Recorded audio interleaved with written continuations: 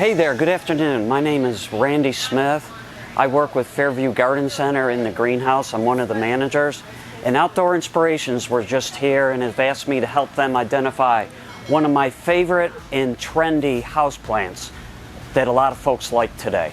So the plant of choice for me today is a type of a Philodendron, Monstera deliciosa. Very popular, a very easy plant to take care of and maintain. Also known as a split leaf philodendron. It has a vining growth habit as it matures. The leaves will eventually split. It can tolerate medium to bright indirect sunlight. And with respect to watering, pretty much medium water. When the top 2 to 3 inches are dry, we want to give it a drink. Very forgiving if we forget about it for a day or two.